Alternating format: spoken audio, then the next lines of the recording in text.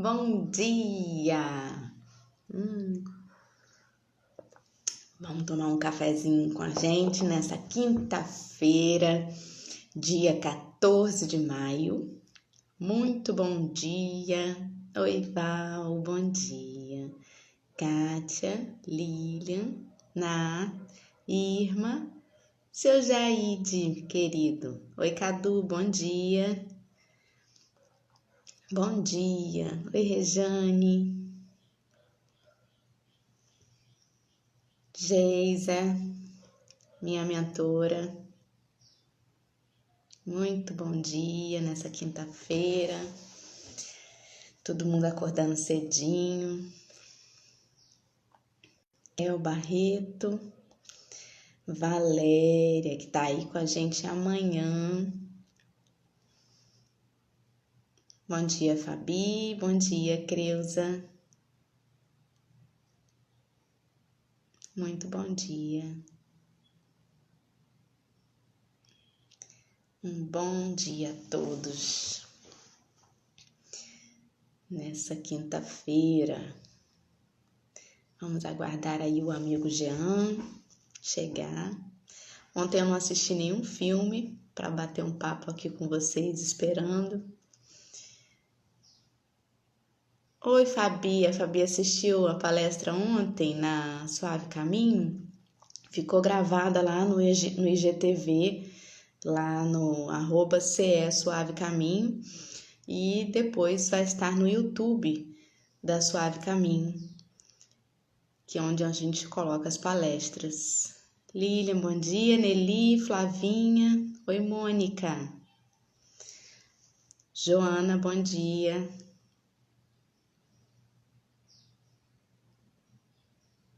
Bom dia.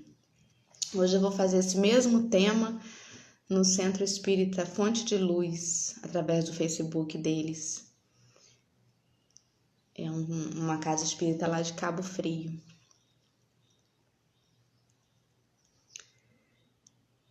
Muito bom dia para todo mundo. A gente vai esquentando aí.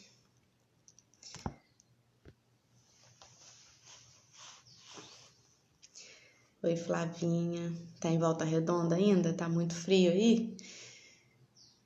Quando eu acordo aqui, eu acordo morrendo de frio. Mas aí, quando eu termino a live, eu já tô agitada, já tô com calor. Deve ser a quantidade de café que eu tomo, né? Obrigada, Valéria, obrigada. Falar de Jesus gera uma certa insegurança pra gente, né? Porque a gente acha assim, não, quem sou eu para falar do homem, né? Mas no fim das contas a gente percebe que é ele quem quer falar com a gente, né? E aí a coisa flui. Bom dia, Aline, Ovênia, querida, muito bom dia. Ovênia, você tá gostando das pílulas, Ovênia? Depois você dá o seu feedback aí, não é obrigada a receber por lá não, tá? Se não quiser, pode sair do grupo sem problema nenhum. Neuza, Val, a Geisa estava emocionada, né? Uma pena que cortou a live, teve que recomeçar, mas ela fez um resumo da história da Casa Espírita, né? Que foi muito legal. Eduardo, bom dia. Olha o Jean aí. Deixa eu colocar ele.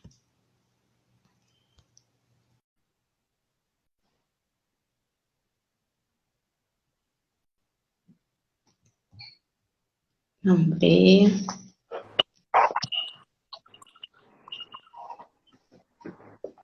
Bom dia. Deixa eu ajeitar aqui. Muito bom dia. Seja bem-vindo mais uma vez. Ih, tá dando erro. Peraí. Eu vou sair e entrar de novo. Tá bom. Pra Deixa eu mim aqui ver. você travou. É bom que dá tempo de todo mundo entrar, ó. Tá todo mundo chegando.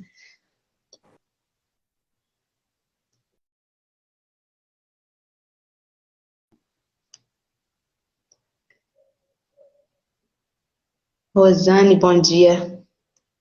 Bianca, de Macaé, muito bom dia. Cadê ele? Martinha, Sam, tem uma Larissa aí também. A Ilha aqui. Agora, Agora. agora tá Muito bem. certinho. Tá certinho. Bom dia, você deve estar com sono. Eu vi que ontem, dia de quarta-feira, é o dia do seu estudo do Evangelho, né? De noite, na sua página. Eu falei, meu Deus, ele estava ontem fazendo estudo à noite. Eu fiz ele acordar cedo hoje, no dia seguinte. Foi, toda quarta-feira eu faço o estudo do Evangelho, 10 horas da noite. E aí, mas é uma vez por semana, né? Dá para acordar cedinho. Que bom. Seja bem-vindo mais uma vez. Obrigado. É sempre um prazer estar aqui com você. É um momento ótimo. Que Poder bom, falar do Jean. Evangelho, né? Poder estudar o Evangelho, a gente trocar essa experiência. É muito bom. Muito bom. A irmã está elogiando aí a sua página. O Jean traz um conteúdo muito interessante, de uma visão muito boa, muito perspicaz do Espiritismo. E ele está fazendo o estudo do Evangelho toda quarta, às 10 da noite, por lá, né? E a gente tem para todos os gostos, em todos os horários, né? Porque a gente vê gente fazendo o estudo do Evangelho em vários horários. Isso é muito bom, isso é bom demais. Parabéns, Jean, pela sua Com certeza. militância. Você outro dia estava falando, né, que não sabia que ia fazer tanta live nessa quarentena, alguma coisa nesse sentido. É, todo dia é um convite, o pessoal vai chamando, vai subindo live. Essas semanas, até que assim, eu dei uma parada, porque eu tô trabalhando em casa também, eu sou professor, né? Então, tô dando aula. E aí, essas 2 semanas foram mais difíceis. Mas agora já está acalmando, a gente já está pegando o jeito, né, da plataforma, de dar aula online, que é algo novo para gente. Então, já dá para voltar a fazer as lives. Que bom, que bom. E aí a gente acaba trabalhando até mais, né? Porque na casa espírita, de repente, não era todo dia, né? Mas aí na quarentena a gente tem sido compilado a fazer mais e mais. E aí, nada por acaso. Exatamente. Bom, o Jean está com a gente hoje, a gente vai dar continuidade no capítulo 10. Nós vamos fazer os itens 11 e 13, a leitura, né? Não julgueis para não ser julgados. E como ele vai fazer a prece final, eu vou fazer a inicial agora, bem rapidinho, para a gente começar, tá bom? Então vamos lá. Muito bom dia aos nossos amigos invisíveis aos nossos olhos, mas tão presentes, que a gente possa sentir carinhosamente a acolhida dos nossos mentores nessa manhã, nos incentivando, nos dando bom ânimo para esse novo dia que o Pai nos oferta. Agradecemos por essa cumplicidade, por esse incentivo e essa amizade, rogando a Jesus, o nosso guia maior, né, nosso governador planetário, que nos permita utilizar bem este dia, observar cada oportunidade que a gente é chamado a testemunhar tudo aquilo que a gente vem aprendendo. Que nossa leitura possa nos servir intimamente a cada um em tudo aquilo que a gente precisa. E a nossa prece, a nossa energia consiga chegar a todos os cantos do planeta, sedentos de um pouco mais de consolo e de acolhida. Que assim seja, graças a Deus. Então, Vamos lá, vamos então? lá. Vamos. A palavra é sua aí para começar a ler, e aí você que sabe. Vai lendo e vai parando. Se você quer ler tudo para depois voltar, fica à vontade. Tá, joia. Vamos lá, então. É o capítulo 10 do Evangelho segundo o Espiritismo, itens 11 a 13. Não julgueis para não ser julgados. Atire a primeira pedra aquele que estiver sem pecado. Não julgueis a fim de não ser julgados, porquanto sereis julgados conforme houver julgado os outros. Empregar-se-á convosco a mesma medida de que vos tenhais servido para com os outros. São Mateus, capítulo 7, versículos 1 e 2. Então, esse versículo, né, ele é bem direto, né? Não tem aqui entrelinhas, né? Se você for julgado, com a medida que você for julgado, você também será julgado. E aí entra aquilo, né? Naquele ensinamento de Jesus também, de fazermos aos outros somente aquilo que gostaríamos que nos fosse feito, né? Porque tudo que fizermos aos outros vai gerar um efeito que acaba retornando para a gente. E o julgamento é a mesma coisa, né? Então, os escribas e os fariseus lhe trouxeram uma mulher que fora surpreendida em adultério. E, pondo-a de pé no meio do povo, disseram a Jesus: Mestre, esta mulher acaba de ser surpreendida em adultério. Ora, Moisés, pela lei, ordena que se lapidem as adúlteras. Qual sobre isso a tua opinião? Diziam isto para o tentarem e terem de que o acusar. Jesus, porém, abaixando-se, entrou a escrever na terra com o dedo. Como continuassem a interrogá-lo, ele se levantou e disse: Aquele dentre vós que estiver sem pecado, atire a primeira pedra. Em seguida, abaixando-se de novo, continuou a escrever no chão. Quanto aos que o interrogavam, esses, ouvindo-o falar daquele modo, se retiraram, um após outro, afastando-se primeiro os velhos. Ficou, pois, Jesus a sós com a mulher, colocada no meio da praça. Então, levantando-se, perguntou-lhe Jesus: Mulher, onde estão os que te acusavam? Ninguém te condenou? Ela respondeu: Não, Senhor. Disse-lhe Jesus: Também eu não te condenarei. Vai-te e de futuro não tornes a pecar. São João, capítulo 8, versículos 3 a 11. Uma passagem também bem conhecida, essa da mulher adúltera, né?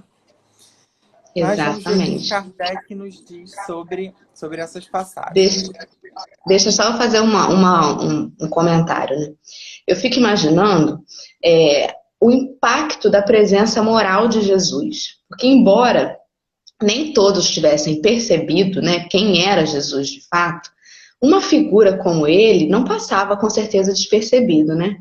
Tem toda uma presença moral, algo que vai além das impressões físicas, né? Quando a gente está perto de alguém ou quando a gente ouve falar de alguém com essa presença moral, a gente sente a energia, mesmo que a gente esteja lendo sobre a pessoa apenas, né? Se a gente estiver assistindo um documentário de Chico, a gente sente aquela coisa, né? Aquela coisa, aquela benevolência. Então é algo que vai muito além da presença física, é uma energia mesmo. Eu fiquei imaginando isso, por quê? Porque eu fiquei pensando assim, gente, se sou eu, meramente eu, que viro e falo assim, atire a primeira pedra daquele que estiver sem pecado, eu não sei se a gente, dentro da nossa imperfeição, consegue tocar o íntimo do outro assim. Porque existe gente, sim, que acha que está certo e que não tem pecado. Nem todo mundo reconhece os próprios erros, né? Tem gente que fala assim, não, isso aí tá certo, é isso aí mesmo, é assim que tem que ser e eu não tenho pecado nenhum. E teria tirado, se sou eu, Doralice, desse jeitinho aqui, que tivesse falado, a mulher tinha sido apedrejada, porque ninguém ia parar para refletir. E as pessoas não param, né? Elas realmente, tanto não param que julgam os outros, né? Que a gente continua, nós mesmos, que a gente continua dando pedrada no telhado do vizinho. A gente realmente não para olhar o nosso telhado. Então eu fico imaginando o que a presença moral do Cristo fez com que essas consciências parassem e pensassem, né? Como que deve ser grandioso isso, porque não é fácil a gente dar essa olhada para dentro, ainda mais nesse sentido aqui, que era um crime dos bárbaros para essa época, né? Era uma coisa que realmente, pra você ter uma ideia, a mulher ia ser apedrejada. A gente pensa assim, nossa, mas que absurdo. Tem 1 ano ou 2 anos que teve um caso que saiu na mídia, que todo mundo começou a compartilhar, né, de uma moça que estava com outro rapaz num hotel, e a mulher teve que ficar escondida, porque a população realmente queria linchar, queria fazer acontecer, como nos velhos tempos. Ou seja, a gente não olha para dentro, a gente não sabe qual é a nossa caixinha preta, a gente não percebe o presente, o passado bem, bem próximo aqui dessa existência. A gente ainda não aprendeu, né? Foi a presença de Jesus nos incitando esse pensamento que seria, assim, algo a nos fazer pensar. Porque sem essa presença moral dele, a gente tem muita dificuldade de se olhar. Sim. E aí a gente percebe como a gente ainda não mudou, né? O quanto a gente ainda precisa mudar. E aí, falando bem genérico mesmo, né? Enquanto sociedade, a gente ainda carrega essas impressões, esses comportamentos, né? Esses paradigmas dentro da gente e repetidamente comete os mesmos erros, Exato. repete, né, as mesmas atitudes e a gente meio que vive num ciclo, né? E a gente demora a sair desse ciclo. Então, há mais de 2000 anos essas palavras e até hoje elas ainda são necessárias para nossa reflexão. E como você disse, né, se a gente não percebe exatamente essa presença moral que era importante, que ainda é importante, elas acabam não surtindo efeito, né? Se a gente não Exato. analisa com esse olhar de era uma figura que realmente dava o exemplo. Não eram só palavras, eram exemplos. E essa força moral é que realmente fazia com que as pessoas parassem e pensassem, e foi o que impediu a mulher de ser apedrejada, realmente. Realmente. Boa Exato. percepção. Vamos seguir aí. Vamos lá, então. Atire-lhe a primeira pedra aquele que estiver isento de pecado, disse Jesus. Essa sentença faz da indulgência um dever para nós outros, porque ninguém há que não necessite para si próprio de indulgência. Ela nos ensina que não devemos julgar com mais severidade os outros do que nos julgamos a nós mesmos, nem condenar em outrem aquilo de que nos absolvemos.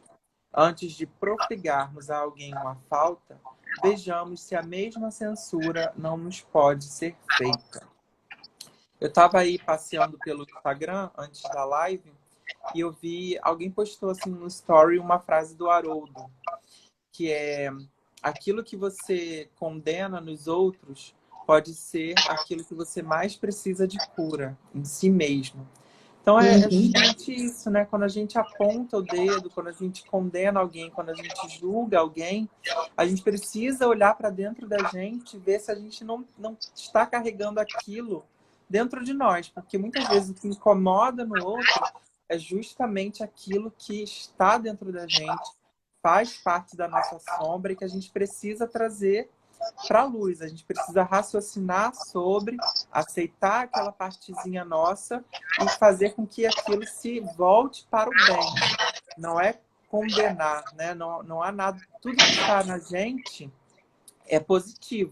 Basta que a gente saiba conduzir isso para o lado positivo, para o lado do bem. Basta que a gente saiba sublimar esse sentimento, esse comportamento, né? Trazer para a luz. E muitas vezes é isso, a gente aponta o dedo esquecendo que aquilo está dentro de nós, né? Se nos incomoda tanto, é porque a gente precisa olhar para dentro de nós e perceber: poxa, será que eu também não sou assim? Será que eu também não trago esse comportamento comigo, né? E Exato. a gente deve usar da mesma medida de indulgência que a gente usa para a gente, né? A gente passa tanta mão na nossa cabeça, a gente justifica tanto os nossos erros, o nosso comportamento, e a gente deve usar dessa mesma indulgência para com as outras pessoas. Isso faz parte da caridade, né? Está lá na questão 919 do Livro dos Espíritos, né? Benevolência, indulgência e perdão. Então, a gente precisa usar dessa indulgência para com os nossos semelhantes. Exato. Quando a gente lê que sereis julgados conforme houver de julgar os outros, não quer dizer que vai ter ali um juiz olhando pra gente, falando assim: olha, você julgou fulaninho desse jeito, agora eu vou te julgar assim. Não, é a nossa própria consciência, né?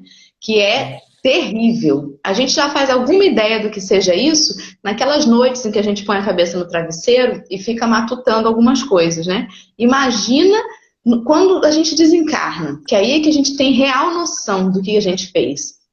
E é ali que nós vamos usar esse martelo, que a gente martelou os outros, para nós mesmos, né? Então, geralmente, quando a gente se cobra demais, é porque a gente também tem uma cobrança excessiva com o outro.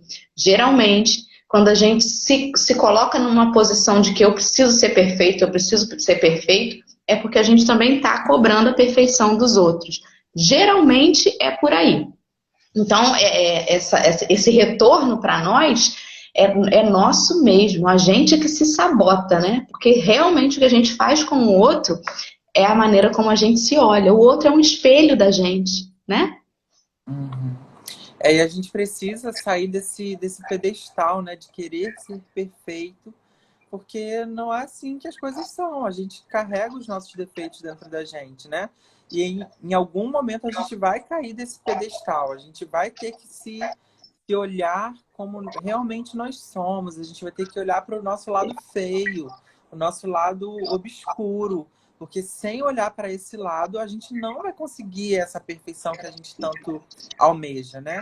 E principalmente no espiritismo, a gente tem essa coisa de eu preciso evoluir, eu preciso crescer, eu preciso chegar à perfeição, à evolução, mas a gente faz isso com condenação, e aí eu tô falando de dentro de nós mesmos, né? Com essa questão de querer ser perfeito, de querer transparecer uma evolução que é falsa, que não está dentro da gente. E ela não vai acontecer dessa forma. A gente querer mostrar para o mundo essa perfeição. A gente precisa olhar para dentro de nós e perceber essas nossas sombras, integrá-las dentro de nós, para que a gente possa realmente fazer esse salto evolutivo. Não adianta querer passar um pano e por fora mostrar que está bonitinho, se dentro da gente aquilo ali não está resolvido, né?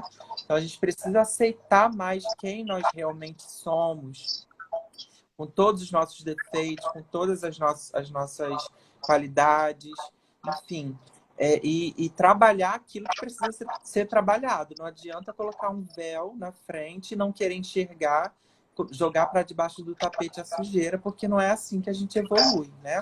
Não é assim que a gente faz a individuação, que Joana de Ângeles fala tanto lá, né, estudando Jung, né? A gente precisa integrar o ego, a self e a sombra, essas três características que estão dentro de nós. Não é se desfazer da sombra, não é se desfazer do ego, até porque o ego é a nossa percepção de que nós somos indivíduos, nós somos seres únicos.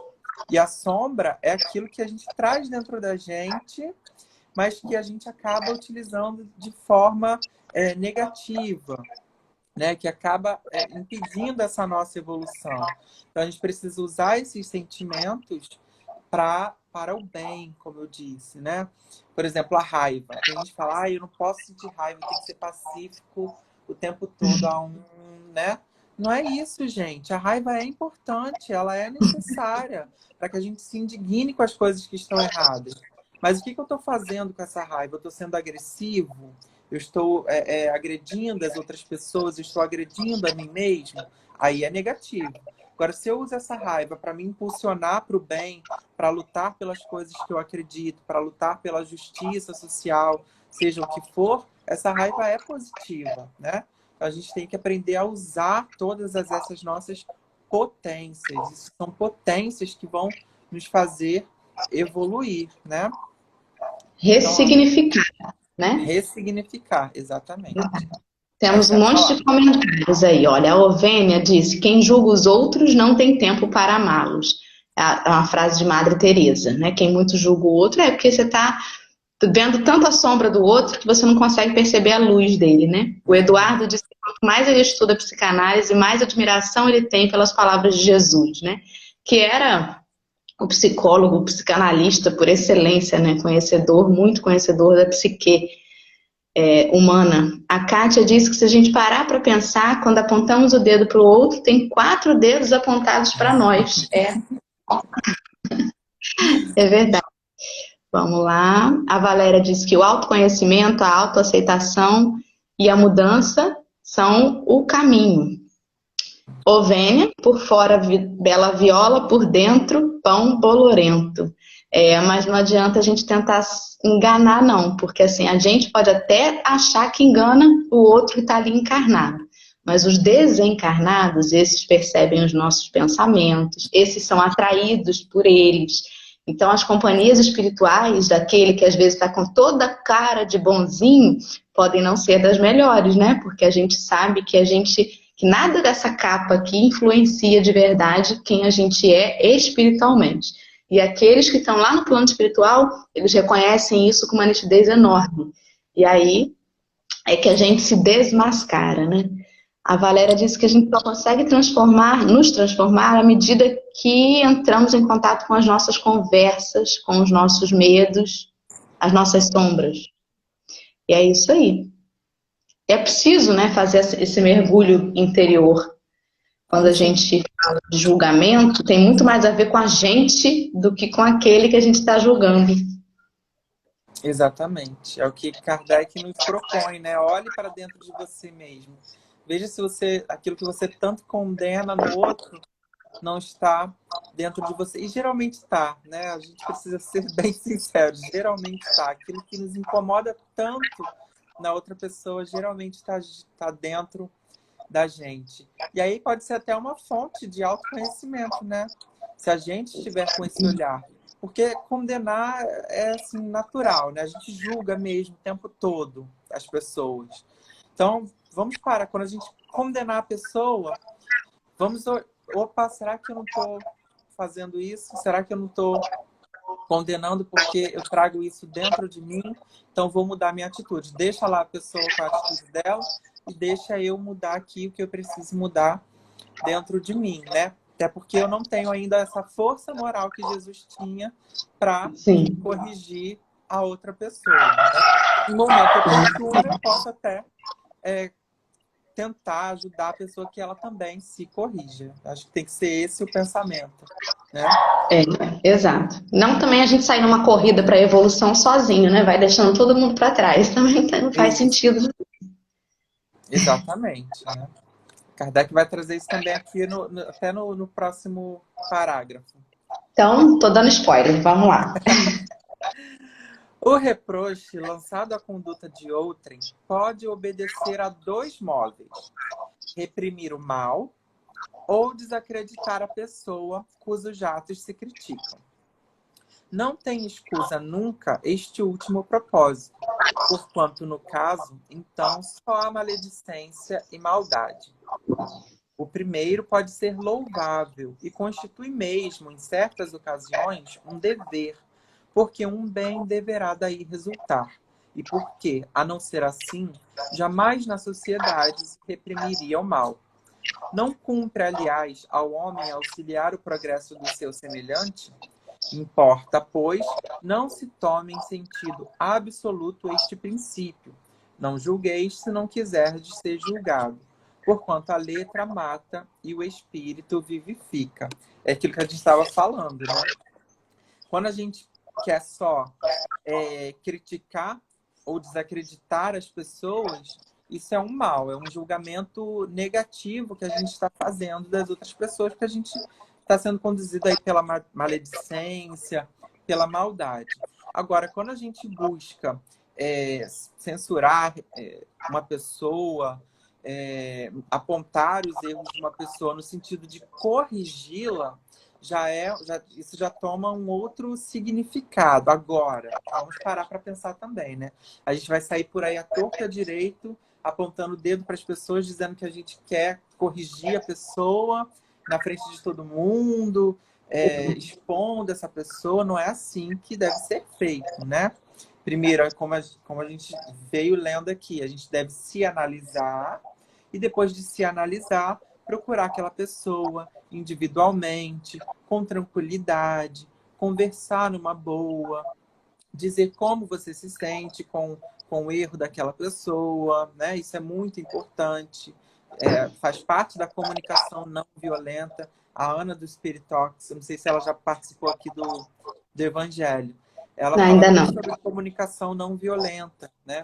E isso é uma técnica, você expor para a pessoa, olha, quando você faz isso, eu me sinto dessa forma, ou isso atinge as pessoas dessa forma. Então você expõe ali não o erro da pessoa, mas como você também se sente. E é o sentido de ajudar aquela pessoa a também analisar as ações dela, as atitudes e comportamentos dela. Mas isso tudo com muita tranquilidade, sem condenação. Porque, como você bem Sim. disse, né, nós não somos juízes, mas nós temos o dever de nos auxiliarmos mutuamente a evoluir, a progredir. Porque reprimir o mal faz parte dessa evolução, né? Desse processo de Exatamente. evolução. Ele diz aqui que em certas ocasiões constitui um dever, ou seja, né? A gente não pode se omitir de ver um comportamento completamente equivocado e não falar nada para não entrar em conflito. É saber a maneira como agir, né? Tem aquelas peneirinhas de Sócrates que são muito interessantes da gente usar nesse momento, né? Daquilo que eu vou falar se passa pelas 3 peneiras. Primeiro, se é verdade. Segundo, se tem necessidade. E o terceiro, se é com bondade, né? Com qual intenção eu vou reprimir aquela conduta ou eu vou chegar e conversar e dizer que não está legal, né? Qual é a minha intenção? É de ajudar o outro ou é só de fazê-lo ficar humilhado perante os outros? Então, vamos refletir tudo isso. Olha como é que a gente tem que ter uma responsabilidade, né? Porque a partir do momento que a gente tem o conhecimento e que a gente percebeu que aquilo ali não é legal, que aquilo ali ofendeu alguém ou que me ofendeu, é nosso dever fazer algo, né? E muitas vezes a gente fica assim, não vou falar porque ele não vai entender, eu vou me aborrecer, eu prefiro me afastar. E às vezes é um mal entendido, às vezes não foi essa a intenção que ele falou, às vezes não era para ser assim, e às vezes com achismo a gente vai se distanciando e negando o nosso dever, que é de botar as coisas ali em pratos limpos e se acertar cada vez mais com os nossos irmãos. Exatamente. Tudo vai da intenção, né? Sim. Qual a nossa intenção quando a gente aponta ou julga uma pessoa? A gente quer corrigir ou a gente quer expor a pessoa, humilhar a pessoa, né? Tudo vai da nossa intenção. E como você disse, muitas vezes é um problema de diálogo, né? De conversa, porque a gente cria uma expectativa sobre as outras pessoas, né? E às vezes a pessoa não estava com intenção nenhuma de te causar algum mal, de te incomodar de alguma forma, né? É simplesmente o jeito da pessoa, a personalidade dela, e a gente acaba já condenando, já julgando de maneira equivocada ali a intenção da pessoa, né? Exatamente. A Geisa comentou aí que saber o momento de falar é essencial. Sim. Essa coisa de julgar equivocadamente, né, o comportamento da pessoa, eu estava esses dias assistindo um programa com meu esposo, que nem tem a ver com espiritismo, não, é um programa de comédia até. Mas o rapaz falou uma coisa muito interessante. As pessoas levam tudo tanto pro lado pessoal, tanto, que às vezes vai ver assim um outdoor escrito assim, aulas de inglês. Aí vai ligar para lá e fala assim, eu não quero aula de inglês. Mas, meu senhor, não era para você, não. Mas eu não quero. Mas não é para você. Nem tudo que tá aí é pessoal com a gente, sabe? E a gente toma às vezes, né? E se a gente toma como pessoal, se a gente veste a carapuça, como dizem, alguma coisa tem. Então, é primeiro esse olhar pra gente mesmo, né? Para entender por que eu me senti ofendido com isso, né? E depois partir pro olhar do outro. E a gente esquece de olhar para dentro da gente. A gente olha muito para fora e esquece de olhar. Exato. Então, vamos lá. Quer que eu leia esse último parágrafo aí? Pode ser. Pode ser. O meu evangelho é diferente do seu, algumas palavrinhas vão mudar, mas é o mesmo texto. Então, vamos lá. Jesus não podia proibir que se censurasse o mal, uma vez que ele próprio nos deu o exemplo, tendo-o feito em termos enérgicos.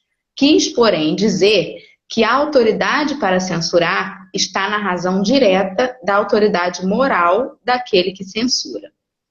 Tornar-se alguém culpado daquilo que condena nos outros é abdicar dessa autoridade, é privar-se do direito de repressão. A consciência íntima, além disso, nega respeito e submissão voluntária àquele que, investido de um poder qualquer, viola as leis e os princípios que está encarregado de aplicar. Aos olhos de Deus, a única autoridade legítima é a que se apoia no exemplo que dá do bem. É o que, igualmente, ressalta das palavras de Jesus. Então, não adianta aquela coisa, né? Faço o que eu mando, não faço o que eu faço. Não adianta. E para quem tem filho, sabe que a criança esfrega na nossa cara isso o tempo inteiro, né? Não faz isso, mas mãe, você faz isso. E aí você vai fazer o quê? Né? É o exemplo que arrasta. Alguém comentou isso ali nos comentários agora há pouco, e é verdade, né? O exemplo arrasta mais do que as palavras, muito mais.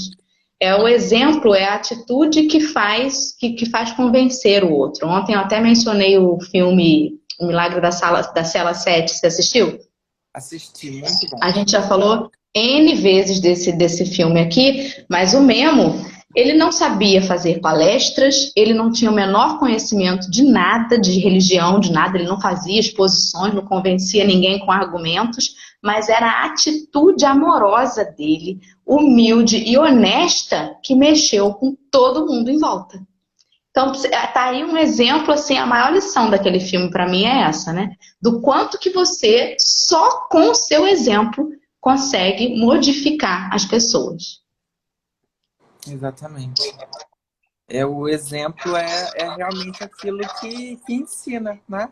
Porque a gente tem a tendência a copiar, né? A gente já tem aí influenciadores digitais, né? O que são os influenciadores digitais? Eles estão convencendo as pessoas com argumento? Não, eles estão convencendo as pessoas com comportamento, né? Sim. Mostram uma vida, mostram um produto, que estão usando um produto, e isso acaba influenciando as outras pessoas pelo exemplo, pela atitude, muito mais do que pelas palavras, né? Então, é realmente o exemplo que vai arrastar as outras pessoas, incentivar outras pessoas a se modificarem, a melhorarem, a evoluírem. Então, a gente precisa dessa força realmente moral aí que Jesus tinha e que a gente precisa se espelhar nessa força para que a gente crie a nossa própria força interna também para ser exemplo, né? Para que a gente... Tem uma frase do Carlos Torres Pastorino, no livro Minutos de Sabedoria, que eu li ontem, que ficou mais ou menos gravado na minha memória, que é assim: quando a gente acende uma luz, o primeiro a se iluminar somos nós mesmos. Então, para que a gente ilumine as outras pessoas, para que a gente seja exemplo para as outras pessoas, a gente tem que modificar o nosso próprio comportamento, nossas próprias palavras, nossas atitudes, para que então a gente sirva de exemplo para as outras pessoas. Exatamente. Senão você não convence, senão são só palavras. São palavras vazias que não têm o menor efeito, né? Justamente. Ou seja, né, como a gente falou, é muito mais da gente do que do outro. Muito mais. O julgamento é uma ótima oportunidade de uma autoanálise. Sempre, sempre, com certeza. É E a gente isso. está no momento que a gente precisa, né, cada vez mais analisar o nosso comportamento enquanto indivíduos, porque a nossa sociedade precisa muito de modificação, de mudança. Esse é um momento, né, da pandemia que está atingindo o mundo inteiro, em que a gente está sendo convidado a se analisar, a gente está sendo convidado a refletir as diferenças sociais, as injustiças, os problemas do mundo, os problemas dos paradigmas da nossa sociedade como um todo, estão sendo expostos, e a gente não pode mais colocar um véu sobre os nossos olhos e fingir que nada disso existe, né? A gente precisa mudar individualmente para que a gente atinja aí o coletivo e a gente consiga dar um salto de qualidade na nossa evolução. Isso é para hoje, é para agora. A gente precisa refletir sobre isso, sobre os nossos comportamentos, porque senão a gente vai estar repetindo os mesmos erros do passado, nós estaremos ainda no mesmo ciclo, sem sair dele, e aí a Terra não vai entrar em regeneração. Pode ter a previsão que for, se nós não nos modificarmos individualmente para que essa mudança aconteça depois no coletivo, a Terra vai continuar provas e expiações. Porque ela depende da gente. Exatamente, exatamente. Então não adianta dizer, mas tem previsão disso, tem previsão daquilo. De que adiantam previsões se nós não mudamos, se nós não nos modificamos? Sim. Né? Justamente. Tem uns comentários aí. Acho que é Nara que comentou um exemplo de Chico, que um espírito infeliz chegou perto dele. Resumidamente é isso, já passou ali, eu não consegui subir.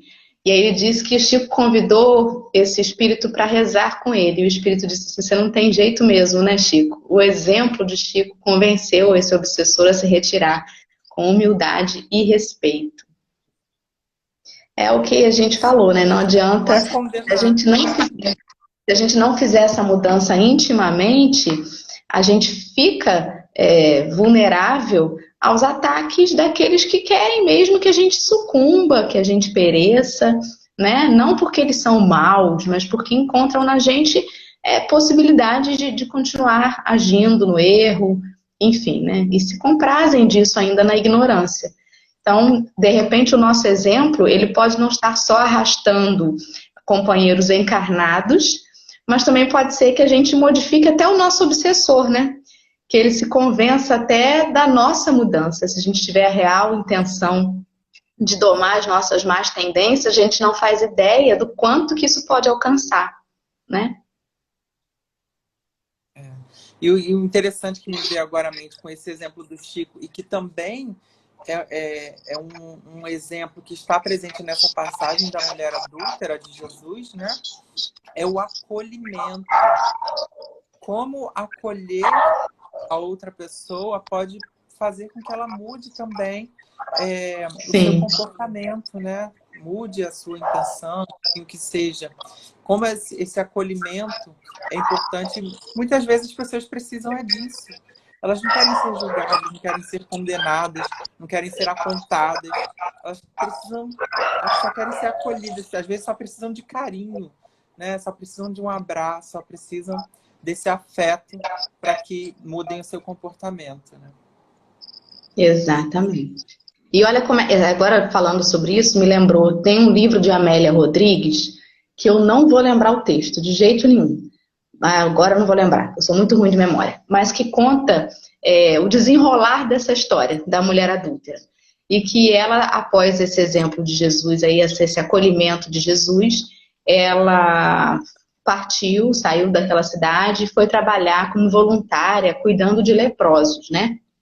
E aí ela ficou idosa, né? Envelheceu fazendo esse serviço. Até que um dia, um companheiro já idoso chegou e já não enxergava mais, e chorando, e triste, e doente, ela começou a cuidar dele, tudo, e ele falou assim, você também é doente? E ela disse assim, não, mas eu tive um encontro com um homem que me fez mudar toda a perspectiva da minha vida, e a partir daquele dia eu decidi que eu seria uma pessoa diferente, e aí eu me dediquei à caridade. E aí ele falou assim, que homem é esse? Aí ela disse assim, olha, foi Jesus, foi ele que me acolheu, me compreendeu e me fez ter essa outra perspectiva. E aí esse homem falou assim, que absurdo, porque comigo eu também estive com ele, mas você acredita que ele perdoou a minha esposa adúltera, que ele liberou ela?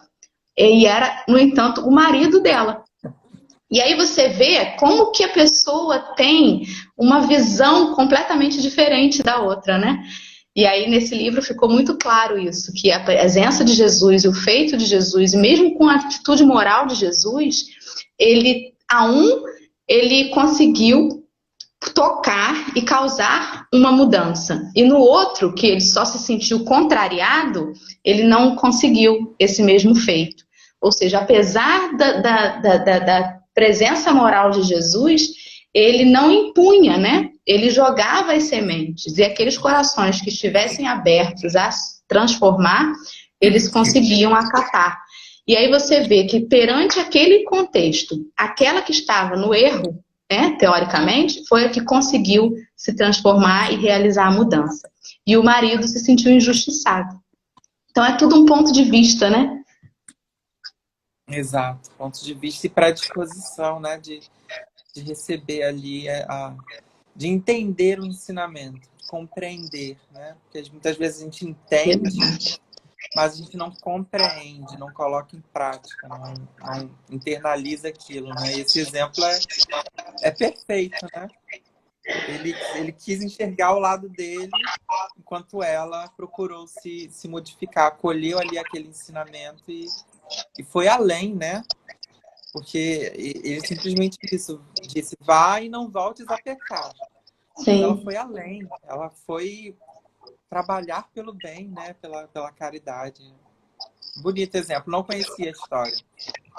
O Eduardo Ladeira citou um nome de um livro ali, acho que é Primícias do Reino. Eu não me lembro, Eduardo. Eu não me lembro qual foi o livro, porque a gente vai lendo, já mistura tudo. Eu misturo o nosso lar com os mensageiros, com tudo que você pode imaginar. Eu faço uma miscelânea na minha cabeça. Eu espero que a essência eu consiga guardar, porque eu faço uma mistura danada. Vamos ver aqui, quem falou alguma coisa? Nayara. Às vezes a gente entende e não compreende. O que o Jean falou aí, realmente. E a Nara disse que a mudança só ocorre em quem quer. Não basta apenas Jesus ou os amigos espirituais, né, nos incentivar. Se a gente não fizer a nossa parte, nada mudará. É isso aí, ó. As histórias exemplificam, né, trazem mais para perto da gente. É verdade, eu também gosto muito de citar as histórias, os livros, os casos, porque ajudam a gente a compreender, né, os ensinamentos. Justamente. Jesus sabia disso, né? Por isso que ele usava as parábolas. Exato. Então, já estamos quase acabando. Agradeço mais uma vez, Jean, pela sua presença, por você ter aceito novamente o convite e estar aí começando o dia com a gente, num bate-papo tão gostoso, tão rico, que a gente consiga, né, aurir daqui realmente aquilo que a gente precisa, aquele pontapézinho em tudo que a gente está precisando. E eu vou deixar com você o encerramento, que você vai fazer a prece final, e aí você vê o que você trouxe pra gente nesse dia aí. Tá joia. Bom, eu trouxe uma mensagem de Batuíra, psicografada por Chico Xavier, que é a seguinte: Operação da Paz. Estamos a postos. Passamos a operação aritmética da paz interior, diminuindo as desilusões, somando as bênçãos recebidas do alto, multiplicando as nossas energias na atividade edificante e dividindo constantemente com os nossos irmãos do caminho os frutos de nossa tranquilidade, em bases de trabalho e entendimento. Aqui, voltamos ao nosso antigo tema, asseverando: quem trabalha entende e quem entende trabalha. Então, fica a mensagem aí de Batuíra, nos convidando, né, a trabalhar sempre, trabalhar pelo bem, trabalhar internamente, trabalhar por nós mesmos, trabalhar pelos outros, construindo a nossa paz interior e a paz à nossa volta. Bom, obrigado, Dora, pelo convite mais uma vez. Obrigado a todo mundo que está aí nos assistindo. Vamos fazer então a nossa prece? Vamos. Excelente escolha do texto. Parabéns. Vamos lá. Vamos lá, então. Convido a todos a fechar os olhos para que a gente possa se concentrar neste momento, no aqui, no agora. Aurir forças juntos à espiritualidade amiga, mentores espirituais de cada um de nós. E vamos elevar o nosso pensamento a Deus, nosso Pai de amor e bondade, fonte criadora de todos os seres e todas as coisas. A Jesus, nosso irmão, mestre, amigo incomparável de todas as horas. Te agradecemos, Senhor, por mais um dia de vida no corpo físico, mais uma oportunidade de aprendizado, de olhar para dentro de nós, de compreendermos quem somos, de integrarmos self, ego, sombra, na busca da evolução, construindo a paz interior para que esta paz se faça ao nosso redor. Que possamos, Senhor, colocar em prática os teus ensinamentos nas nossas relações uns com os outros, conduzindo as nossas atitudes dentro da sua ética. Que a tua luz, Senhor Jesus, a tua misericórdia e o teu amor possam envolver os corações em sofrimento, os corações aflitos, aqueles que estão doentes, aqueles que sentem fome, sede, frio, dor. Que a tua benevolência, Senhor, se faça presente através das nossas mãos. Que possamos cultivar a solidariedade, a fraternidade em todos os momentos de nossas vidas. Para que possamos construir assim, Senhor, o reino de paz, o reino dos céus dentro de nós, fazendo com que ele se exteriorize através de nossas ações. Que trabalhemos hoje e sempre na tua seara, cultivando a semente da bondade, da caridade e do amor. Que assim seja, graças a Deus. Graças a Deus. Muito obrigada, Jean, mais uma vez. Amanhã quem está com a gente aí é a Valéria Andrade. Desejo a todos uma quinta-feira de muita luz, de muita paz. E até breve, se Deus quiser, Jean. Bom trabalho, parabéns aí pela sua missão. Beijos de glitter. Tchau, queridos.